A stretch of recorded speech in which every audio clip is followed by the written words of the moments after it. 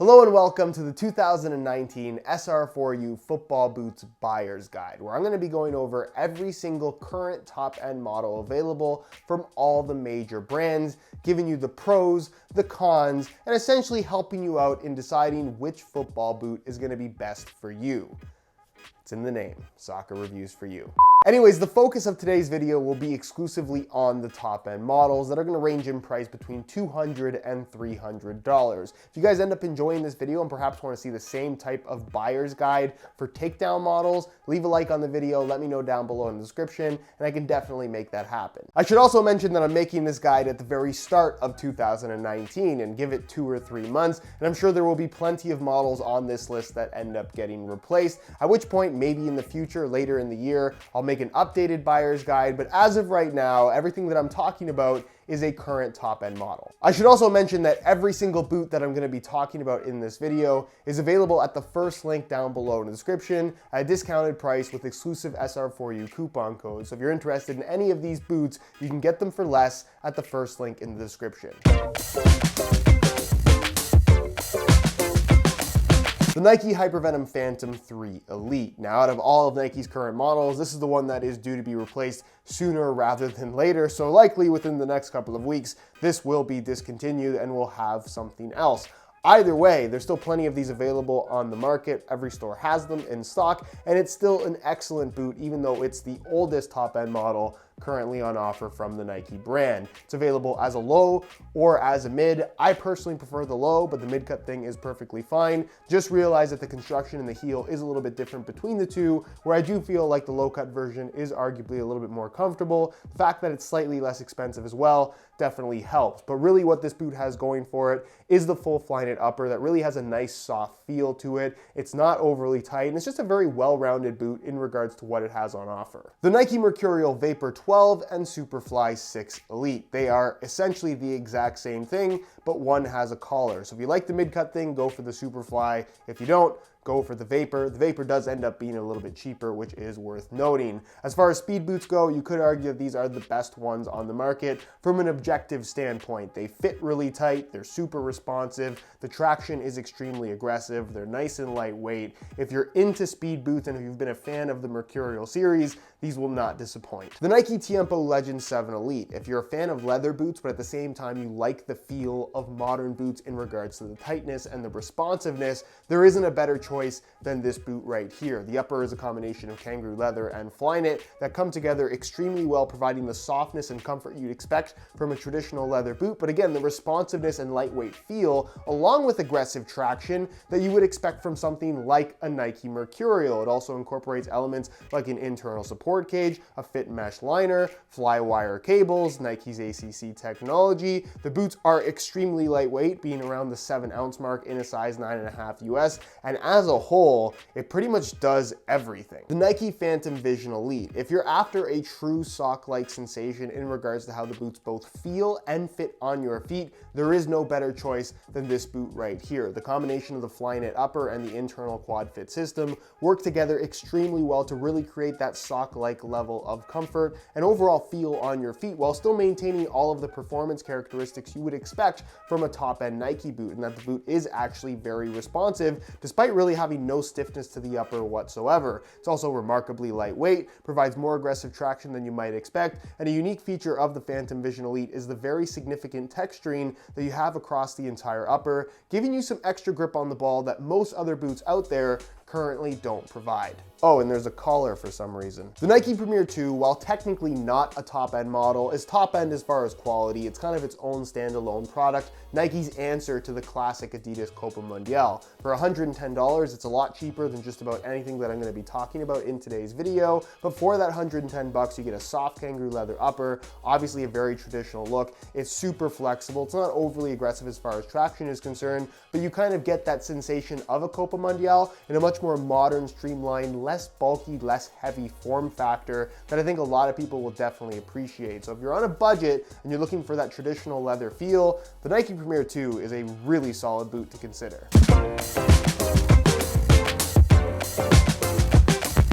The The Adidas X18 Plus, their flagship laceless speed boot that does have some, I guess, lacking elements in regards to what a speed boot is supposed to be. Is it light? Yes, but not as light as it could be. Is it responsive? Yes, but not as responsive as it could be, and that's really going to vary from person to person based on this laceless design. If it fits you really tight and perfectly wraps your foot, you're going to have that nice responsive sensation. But if it doesn't fit you quite as well, like it doesn't fit me that well, the responsiveness is definitely going to be lacking. You'll have a little bit of heel slippage, and you'll have internal movement overall. Has a skeletal weave upper that actually feels quite nice. It's on the thinner side, so you're going to get that barefoot sensation. And then it does have the speed frame sole plate and stud pattern that I actually really like the feel of. My personal favorite layout from the Adidas brand right now. So it's kind of a flawed speed boot in a lot of ways, but if you like the whole laceless thing and they fit you well, you'll have an enjoyable experience. The Adidas X18.1, the laced alternative to the X18 Plus. That's a little bit cheaper,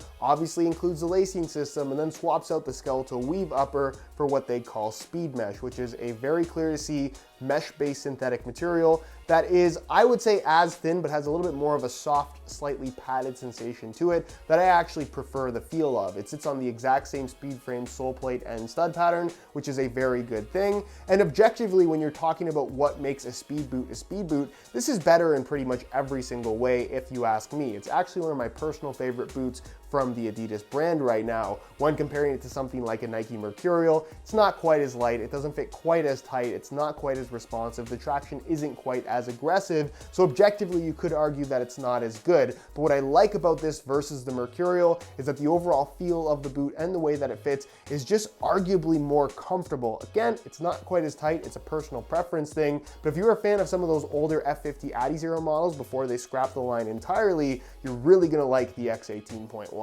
The Adidas Nemesis 18 Plus, the laceless option within the Adidas line right now, with this kind of weird looking collar that admittedly doesn't feel like anything special when you're actually playing in the boots. Of course, the highlight here is the fact that it's laceless, and given the design and materials used, it's actually pretty secure if the boots fit you well, and this does actually fit me quite well. But again, the way that the boots fit and the overall lockdown that they provide is going to vary from person to person depending on the specific shape of your foot. What I will say that I'm not a huge fan of with the Nemesis 18 Plus is that it's a little bit bulkier than you perhaps might expect, certainly bulkier than what we had from the first generation, although the materials as a whole do feel quite premium. Then you have the torsion frame sole plate that I would argue maybe feels a little bit too stiff based on what they've done with the upper, and the stud pattern that is technically FGAG but definitely is geared more towards firm natural grass rather than on artificial grass playing surfaces. I just feel like the studs are a little bit too long. So as a whole, it's not a bad boot, but it's one of those boots that you kind of just have to really want the Nemesis to pick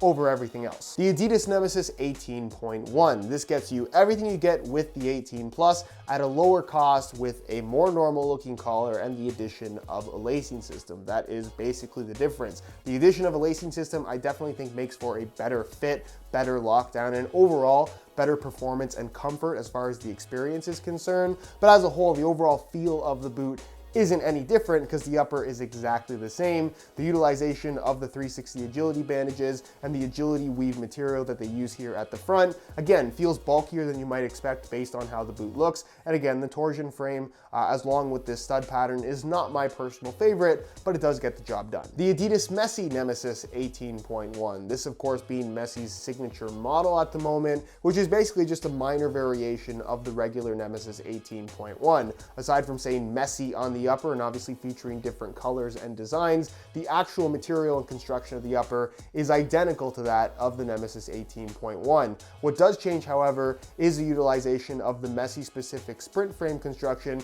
that we used to see on his exclusive line that he used to have. They've just carried it over to the Nemesis upper, and of course it does feature his specific stud pattern as well that is certainly a little bit more aggressive, definitely better geared towards use on artificial grass and natural grass playing surfaces if you do play on both, and it does make the boot feel a little bit lighter. It's also slightly more flexible. I think as a base platform, it's actually a little bit better than the torsion frame, and that's really the main difference. If you're looking at the Nemesis, specifically the 0.1 variations, I just think that the Messi variation is that little bit better. The Adidas Copa 19 Plus. Out of the entire Adidas lineup right now, this is arguably the most unique in that it's a laceless construction featuring a combination of prime knit and kangaroo leather coming together by way of their fusion skin technology. Now, out of all the laceless boots from the Adidas brand, this is by far my favorite, and it does have a tighter, almost speed boot-esque feel that you might not expect from something branded as a Copa, but just keep in mind that the overall tightness and responsiveness of this boot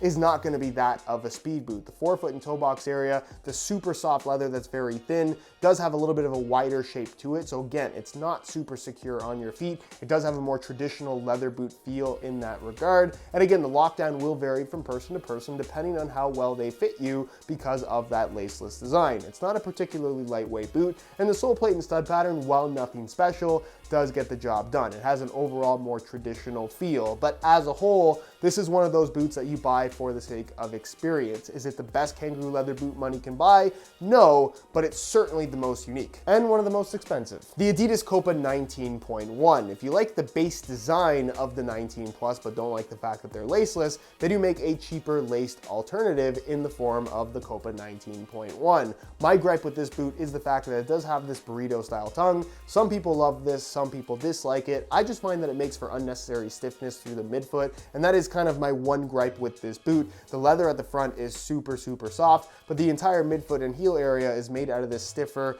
kind of fused mesh-based synthetic material that doesn't necessarily have the most classic vibe that I would expect from something branded as a Copa. It has the exact same sole plate and stud pattern despite looking a little bit different as far as color is concerned, and as a whole, it's a really solid performing boot. It's remarkably responsive for something that is kind of a more traditional style with the kangaroo leather upper, but when you're comparing it to something directly like a Nike Tiempo Legend 7 Elite, I just feel like the Tiempo beats it in almost every single category. The Adidas Predator 19 Plus. I'd say if you're after a sock-like feel with a laceless construction, there is no better choice than the Predator 19 Plus. The upper is a combination of prime knit and forge knit, the forge knit being through the midfoot area that is specific to the laceless model to allow for the laceless design and proper security and lockdown when these are on your feet. A lot of people don't realize that. Either way, the upper is extremely soft and flexible, but that's really all it is. It's just a super soft knitted upper. The lockdown provided by this laceless system, I wouldn't say is the greatest, but as long as you don't like a super secure feel, a super tight wrap around your foot, you're probably not gonna have any issues with the lockdown. The sole plate and stud pattern, I think, is a little bit bulky considering what they've done with the upper, and the stud pattern is probably my least favorite from the Adidas brand right now. There's also the inclusion of boost on the inside in the form of the insole and a little extra layer they add in the forefoot, but honestly, it ends up feeling like a regular pair of foam insoles, so nothing too fancy about that at all. Again, nothing super special about these. It's really just a natural sock-like sensation on your feet, and if that's what you're after, you're gonna like the feel of the Predator 19 Plus. Prime knit, I think. The Adidas Predator 19.1, a cheaper alternative to the 19 Plus with, of course, the addition of a lacing system. They do remove the forge knit through the midfoot, so it's a little bit thinner and full prime knit as far as the construction is concerned, and they do eliminate the boost internals such as the insole and the little extra layer in the forefoot, but again, that ends up feeling pretty much exactly the same. Objectively, because of the addition of a lacing system, the overall fit and lockdown of this boot, I just think is better, and for just about anybody, that is going to be the case. It's going to have a tighter fit because of the lacing system, so if you like that, I would definitely recommend the 19.1 over the 19 Plus, but again, it just depends on what you're looking for. The Adidas Copa Mundial. You could argue that this is the greatest football boot ever made. It's been around for a long time, and I don't see that changing anytime soon. If you're into Copa Mundials, you're probably not watching this buyer's guide, and what I'm about to say is completely meaningless. But if you're after the ultimate as far as classic high-quality football boots go, with a premium kangaroo leather upper, made in Germany quality as far as the construction is concerned, and really just that old school fit and feel that no modern football boot provides, there is no better choice than the Copa Mundial. The Adidas Glitch 2.0. It'll be interesting to see what Adidas does with this concept in 2019, because basically over the last 2 years, they've made this more of an exclusive product that you can only buy in certain parts of the world. There's been lots of hype around it, and it is admittedly a cool concept, but objectively, there's really nothing that great about the Glitch 2.0. Out of all their top end models, I'd probably say that this is the least interesting one in regards to how it feels and performs, and that the boot as a whole is actually much heavier than you might expect. It's actually one of the heaviest top end boots currently on the market. It's also pretty stiff. It doesn't fit that well. It's kind of a deconstructed variation of what we had from the X17 Plus Pure Speed, but simply not as good. It's a cool concept, and if you're really into it, you'll probably like them, but if you're just after the best performing Adidas boot, I don't think this is it. The Puma Future 2.1, a boot that was really hyped when it first launched, but has definitely lost a little bit of steam since then. Its claim to fame is of course the net fit system, which sees this much more rugged than you might expect mesh exposed on the outside of the upper in certain areas, where every hole within that netting you can thread the laces through to effectively create your own custom lacing system that does actually allow you to adjust the way that the boot fits and wraps your foot more than you might expect. A lot of people also like to wear them laceless, which you can definitely do, although the lockdown is not quite as good. I'd say without the laces, they're on par with other laceless products from the Adidas brand as far as lockdown is concerned. And I also happen to think that it's a very good looking boot. The sole plate and stud pattern, very lightweight P-backs, very aggressive traction. It does have an overall speed boot-esque feel, even though it's technically not marketed as a speed boot. And the overall construction of the upper, it's a mesh-based material with some knitted elements as well, and then some fuse on top, with of course that netted material running throughout the entire upper to add some thickness as well on the thinner side as a whole, but definitely not too thin. And again, just an excellent pair of boots in my opinion. I should also mention that there's a low-cut version of the Puma Future 2.1, but it's pretty well the exact same thing with a low-cut construction, technically a little bit cheaper, but realistically no difference. The Puma 1.1 in the leather upper variation. Now this is kind of an oddball boot in regards to all the features it incorporates in one. It has a combination of a knitted upper mainly for the midfoot back, and then some leather here at the toe, which is in fact a premium kangaroo leather material with a unique internal support cage that gives it that dimpled look. Obviously this is very soft and slightly more padded at the front, while the midfoot area, being a knitted base material, is a lot thinner, but it's also very secure and responsive on your feet. This is what they're marketing as their speed boot, even though it doesn't have that traditional speed boot look. But trust me when I say that the responsiveness and the traction you get from this very aggressive stud pattern is definitely on par with just about any speed boot out there, which is a good thing. It's also a lot lighter than you might expect, and it does have some unique quirks in that the mid-cut system is kind of unusual, and you'll notice that at the top three lacing positions, they give you these extra lace loops, kind of like the net fit system you find on the Puma Future, where there is some customization that you can play around with when it comes to lacing them up. But because that top lacing position comes up so high on the collar, unlike other mid-cut boots, there is a legitimate kind of heel lockdown, dare I say ankle support element to the way they've constructed this design. It's not like wearing an ankle brace or anything like that, but it's definitely more secure in this heel ankle area than other boots out there. The Puma 1.1 in the synthetic upper variation is also an option. It's certainly a lot less popular, and I would argue not as good. Basically, the only difference is going to be the material at the toe is a thin synthetic rather than that kangaroo leather material, which obviously does provide more of a barefoot sensation. You could argue it's the more traditional speed boot feel in the synthetic upper variation. If you like a thinner feel and you like the Puma 1 concept, you'll probably prefer the synthetic variation, but I think most people would agree that the leather version is probably the one to get. Puma also made a low-cut variation of the Puma 1.1 in the leather upper variation, but it only came out in like 1 or 2 colorways. Barely any retailers carried them, and by the time this video goes up, they're probably not even available anymore, so it's not worth talking about.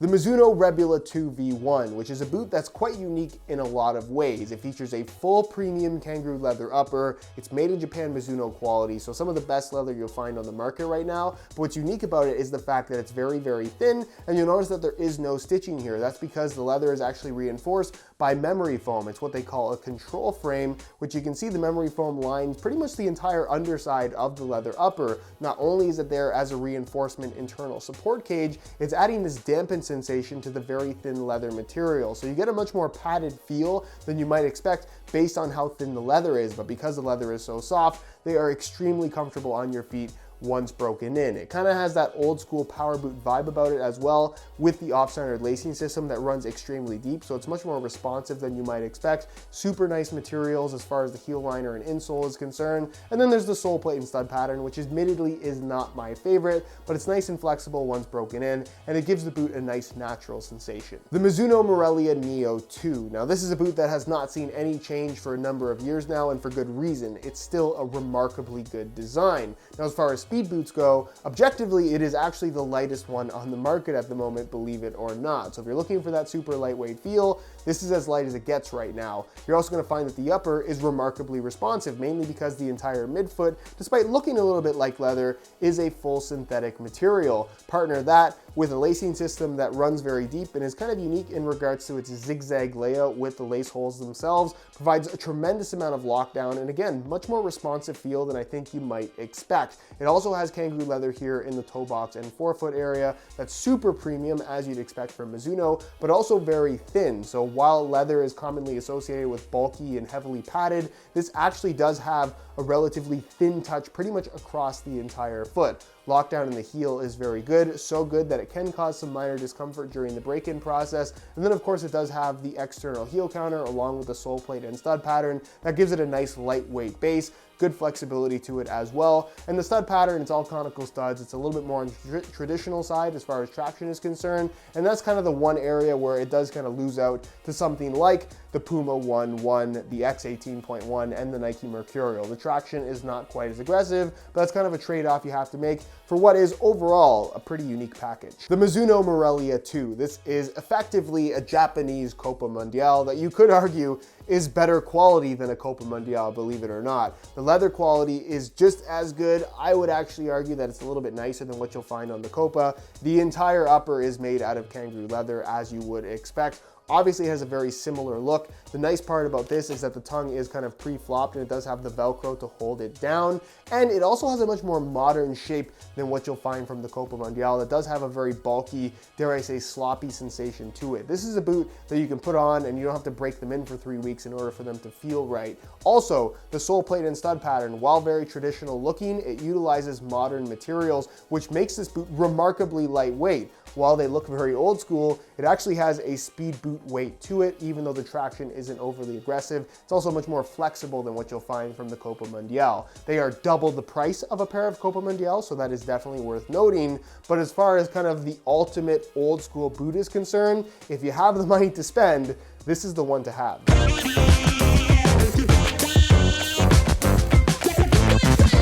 The New Balance Tekela 1.0 Pro, arguably one of the more underrated boots on this list, and easily one of my personal favorite boots available right now. Its claim to fame is going to be the kinetic stitch upper. You can see the branding right there. It features a synthetic leather base that's very, very thin and flexible, reinforced by kinetic stitching, basically. This stitching material with a silicone coating over top that runs throughout the entire upper, making for an upper that just feels so soft, and it's almost like it's melting on your feet. I can't describe it any other way. There is absolutely no resistance to the way that this upper moves with your foot, which is very impressive considering that it's not a natural leather material. That's kind of what you expect from leather. You get that here from a synthetic. Of course, the lacing system runs down the middle. It's relatively shallow, so if you're looking for a super tight responsive sensation, this probably isn't the boot for you. I happen to really like the one-piece construction and the overall cut in the heel area. Heel lockdown will vary from person to person depending on how well they fit you, but as a whole, it's a very comfortable boot. The sole plate is nice and flexible. The traction isn't overly aggressive. And from a performance standpoint, there's nothing too special about it, but the way that it fits, how comfortable this boot is to me what sets it apart from everything else. The New Balance Furon 4.0 Pro, the current speed boot offering from the New Balance brand that is miles better than the boots that it replaces, but still not quite up to the same standard as what you'll find from Nike, Adidas, and Puma. So it's kind of like a middle of the road, top of the line speed boot that if you can get it on sale, I definitely think it's worth a go. The upper material, being kind of a textile base, is very, very thin. The lacing system is relatively shallow, and the overall fit is actually quite good, very tight. Some people have reported issues with kind of discomfort in the heel area. I personally didn't have any problems with these, but it is worth noting that the heel area is quite stiff and there's not a ton of padding back there. The sole plate has good flexibility to it, although it is the heaviest part of this particular boot. And the stud pattern, while it looks quite fancy, feels quite ordinary. It's pretty aggressive, but there's really nothing too special about it in regards to how it performs as a whole. Again, they're decent boots, but it's not a speed boot that I would personally buy at full price. I should also mention that there technically is a leather upper variation of the Furon 4.0 Pro that I've personally never tried, but basically all they did is they cut off the toe, replaced it with leather. It came out randomly in like 1 or 2 different colorways, so the availability was pretty scarce. And based on how the synthetic variation feels, there's nothing that excites me that much about the leather version. Again, if you can get them deeply discounted, which you can most of the time with a lot of these New Balance boots, maybe they're worth a try, but it's definitely not a product that I would go out of my way to seek out and purchase. The Under Armour Magnetico Pro. No exaggeration, this is the thinnest pair of football boots I've ever had on my feet. If you like the sensation of kicking a ball completely barefoot, that is exactly what these feel like, and I'm not joking. If you get stepped on, you are going to feel every bit of that stud going right through your foot, because there's legitimately no protection here whatsoever. But the touch that you get because of how thin and soft this Trivela synthetic is, reinforced by their clutch fit material, is just remarkable. It's like you're not wearing shoes at all, but somehow the upper stays on your feet and actually feels relatively secure once you tie the laces tight. It's certainly not perfect. Durability is a little bit suspect given how thin the upper is. That's always the case when you go with upper materials that are this thin and this soft. Obviously the heel area is a little bit more stiff and a little bit firmer. That can cause some discomfort during the break-in process, something to be aware of. But once broken in, the boot has a nice natural sensation. They are remarkably comfortable, all things considered. The sole plate has good flexibility to it, and the stud pattern as a whole is actually really decent as well in regards to providing what I would consider to be moderately aggressive traction. The Under Armour Spotlight 2.0 Pro, aka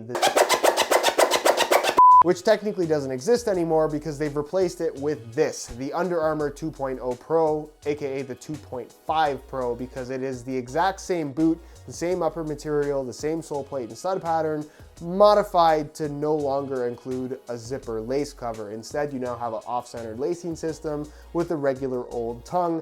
I think this looks a lot better. I think this feels a lot better, but it's still not one of those boots that I think really anybody is interested in, and rightfully so. It's not a bad product by any means at all. Neither was the zipper boot, but in terms of what's out there, I'm not sure why you would buy this over anything else.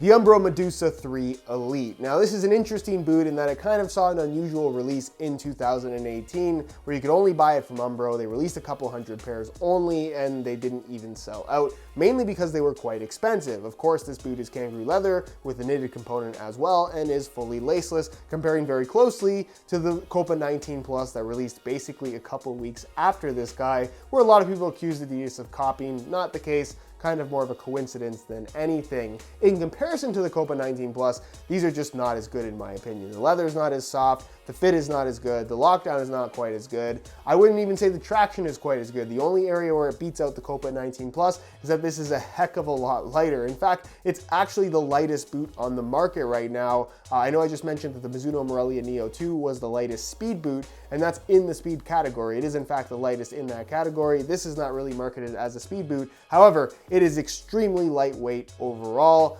Again, should you buy this over the Copa 19 Plus or other leather options out there? I guess it depends on what you're looking for, but as a whole, I don't think that there's anything that special about these. The Umbro Velocita 4 Pro, the latest speed boot from the Umbro brand. And the Umbro brand as a whole, I really feel can be summed up as boots that are okay, but not quite as good as other options that you have out there. This features a one-piece construction with a unique upper that actually does feel very soft and flexible on your feet. It kind of has this stretch to fit type sensation about it. Kind of reminds me a little bit of some of the older Under Armour clutch fit models, but not quite as good if I'm being honest. And as far as speed boots go, they're not as light as I think they should be, and the traction is not as aggressive as it should be, given that the studs are so remarkably short from all the Umbro models at the moment. So I guess if you play on hard ground, this would actually be quite good for you, but for most people, if you're playing on a nicer pitch, certainly one that's a little bit softer, the traction's not going to be as good as other speed boots out there with FG stud patterns. And technically, I guess honest, they could label this as hard ground, but it's the only option you have available if you want plastic molded studs. So again, not a bad product, but one that I'm not sure why you would buy over other options. And that's every top-end model from all the major brands that are readily available that you can buy at the start of 2019. If you guys enjoyed the video, found it helpful and informative, please support it with a like. That helps me out tremendously. As always, if you have any questions, feel free to ask them down below in the comments, and I'll do my best to get an answer out to you as soon as I possibly can. If you're not subscribed already and don't want to miss out on future content, be sure to hit that subscribe button along with the little bell notification for daily videos on all the latest and greatest soccer gear. You can find all my social media information linked down below in the description as well. And other than that, guys, thank you so much for watching, and we'll see you in the next one.